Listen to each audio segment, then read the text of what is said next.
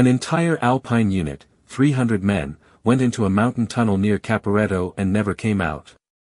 No gunshots, no sounds. Just footsteps fading. Weeks later, their frozen rations were found uneaten, still warm. 300 men is not just a statistic on a casualty report lying on a general's mahogany desk in Rome, it is a sudden, violent vacuum sucked out of reality. On the unforgiving granite face of the Italian Alps during the freezing autumn of 1917, death was usually a very noisy affair. It arrived with the earth-shattering roar of Austrian heavy Skoda mortars pulverizing stone into lethal shrapnel, or the wet, sickening thud of a sniper's bullet finding flesh across a fog-filled valley. Soldiers grew accustomed to the cacophony of industrial slaughter. The noise was proof that the war was still happening according to the rules of physics. But the complete disappearance of the Monte Nero Alpini battalion was terrifying precisely because it made absolutely no sound at all. They did not die screaming in a trench raid or choked by yellow mustard gas in the light of day. They simply adjusted their packs, marched into the solid rock, and ceased to exist between one heartbeat and the next. To understand the sheer impossibility of what happened that October morning, you have to understand the battlefield itself. The Italian front was not like the sodden mud pits of Flanders. This was war fought vertically, a frozen hell suspended thousands of meters in the air where the primary enemy was not the Austrians, but the mountain itself. Men froze to death at their posts, their bodies turned to ice statues still holding rifles. Avalanches, triggered by mere artillery echoes, buried entire companies alive under white suffocating blankets. And the men who vanished were not terrified conscripts from the warm south. They were Alpini. These were elite mountain warfare troops, men born with ice in their veins and lungs adapted to thin air, wearing the distinctive raven feather in their caps as a badge of hard-bitten resilience. They knew these peaks better than they knew their own wives. The idea that an entire battalion of these hardened professionals could just misplace themselves was laughable.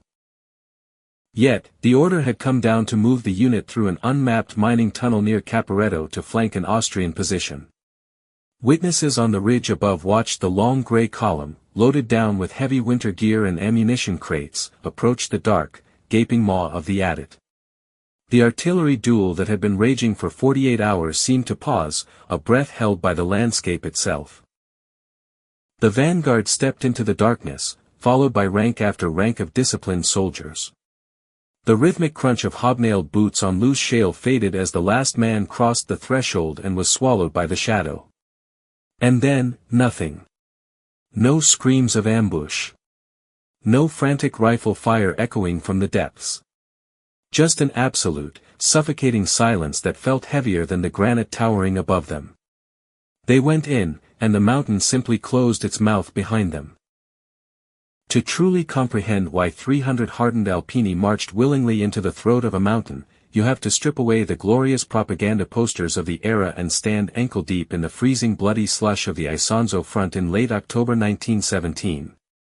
The war up here, in the dizzying heights of the Julian Alps, was not initially fought against Austrians, it was a daily hand-to-hand struggle against gravity and hypothermia. These were elite mountain troops, rugged men with lungs like leather bellows, born in high-altitude villages and raised to navigate knife-edge ridges where a single misstep meant falling for 20 seconds before impact.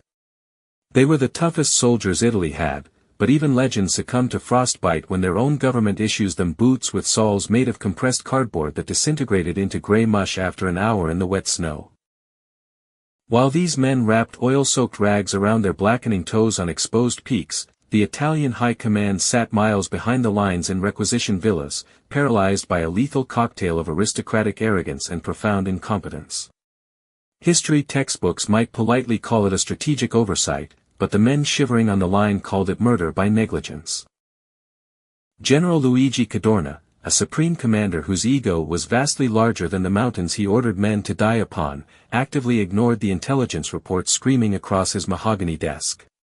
Spies, deserters, and aerial reconnaissance had all been warning the same terrifying truth for weeks: the Germans had arrived to bolster their Austrian allies.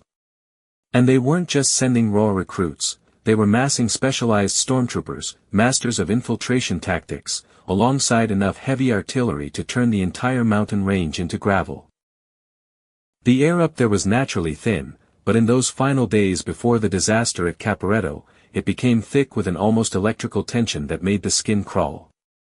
The usual rhythmic exchange of harassing artillery fire had ceased, replaced by a terrifying, suffocating silence that stretched across the foggy valleys. Every veteran soldier knew exactly what that silence meant. It was the deep, shuddering breath an executioner takes before swinging the axe.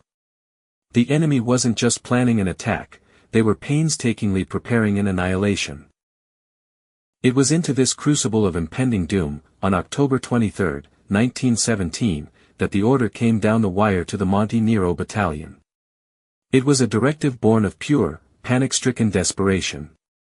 The High Command had suddenly realized that the peaks above the unit's position were pre-sighted kill zones, dialed in by Austrian gunners who could drop a high-explosive shell into a trench line from miles away with horrifying precision.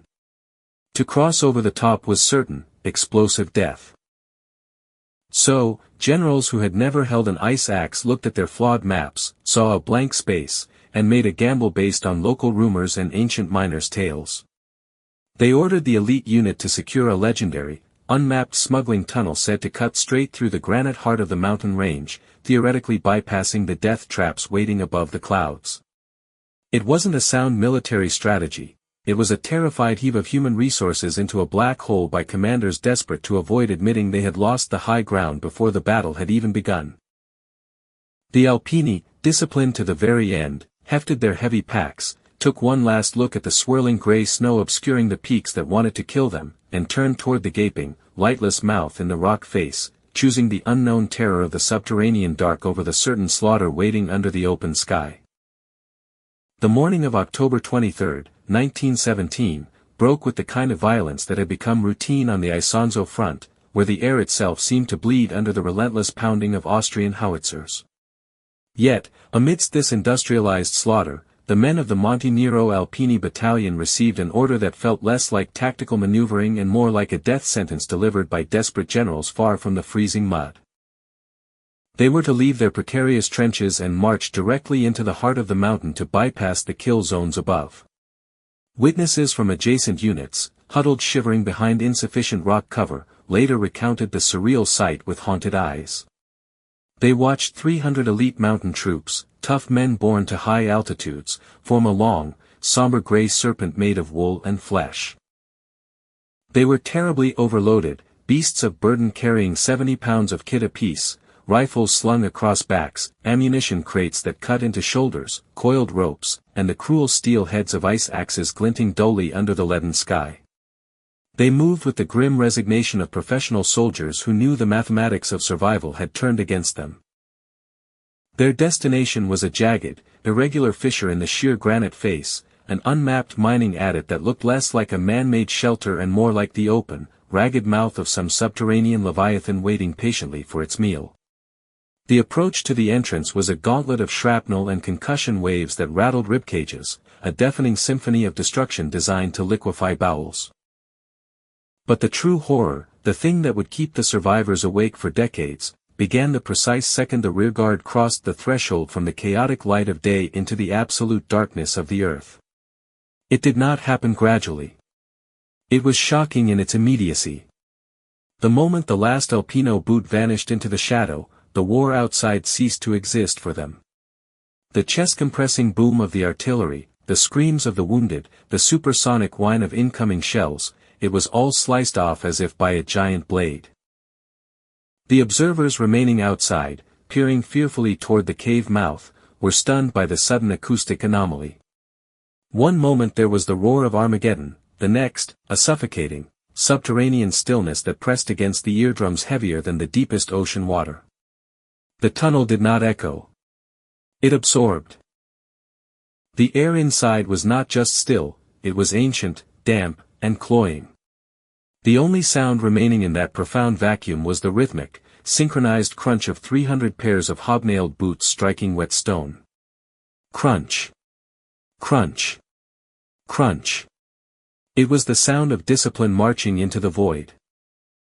And then, even that began to change in a way that defied basic physics. The sound of the marching boots did not fade naturally as the column moved deeper away from the entrance. It did not grow distant with perspective. Instead, the sound grew constantly thinner.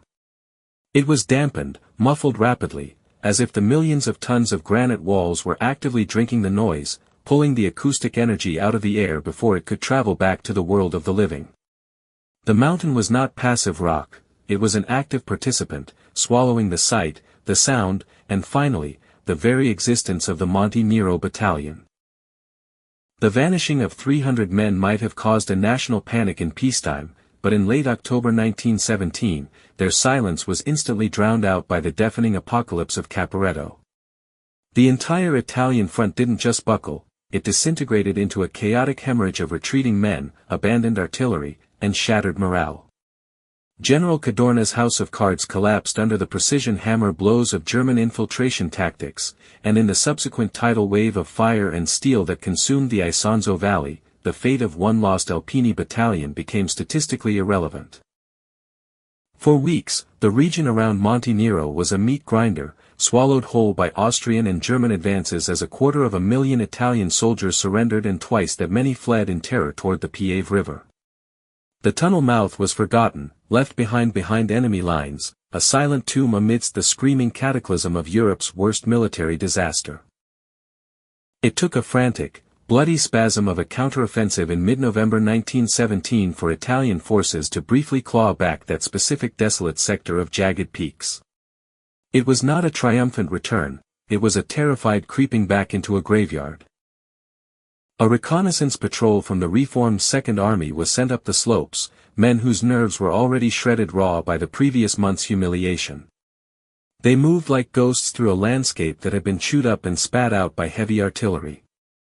The air up there was no longer crisp Alpine oxygen, it was a suffocating, pervasive soup of burnt cordite, the sickeningly sweet stench of thousands of unburied bodies decomposing in the sleet, and the dry, acrid taste of pulverized limestone dust that coated the back of their throats. Every step was a hazard of unexploded ordnance or unstable scree. When the patrol leader, a shivering lieutenant with hollow eyes, finally located the coordinates of the tunnel entrance, he almost missed it entirely. German howitzers had spent weeks reshaping the mountain's geography, and fresh rockfall from constant shelling had partially choked the aperture, turning what was once a mine entrance into a jagged, gaping wound in the granite face that looked suspiciously like a mass grave waiting to be sealed. The patrol halted outside the dark maw, their breath pluming in the freezing air, gripped by a paralyzing dread that had nothing to do with enemy soldiers. They knew the orders given to the missing battalion weeks prior. They knew 300 men had gone in and none had come out. As they fixed bayonets and prepared their oil lamps, they braced themselves for the standard, industrial-scale horrors of modern mountain warfare. They fully expected to walk into a slaughterhouse, to find mounds of rotting Alpine corpses stacked like cordwood in the dark, riddled with Austrian machine gun fire from a hidden ambush point inside. Or worse, they feared the telltale greenish residue and the faint smell of moldy hay clinging to the tunnel floor, evidence of heavier-than-air phosgene gas that had silently pooled in the subterranean lows, drowning an entire unit in their own fluids without a shot being fired. They were hardened to the sight of death, they had spent weeks stepping over their own dead. What they were absolutely not prepared for as they stepped across that rocky threshold into the oppressive silence was the total, pristine absence of anything at all. The reconnaissance patrol, composed of 6 shivering men whose nerves were already shredded by weeks of chaotic retreat and counterattack, pushed deeper into the mountain's throat, leaving the sounds of the artillery duel far behind until the only noise was the wet crunch of their own boots on the limestone floor. They expected a charnel house. History had taught them that when 300 men vanish in war, what remains is usually a gruesome mosaic of shredded flesh and abandoned equipment, the messy aftermath of panic and slaughter.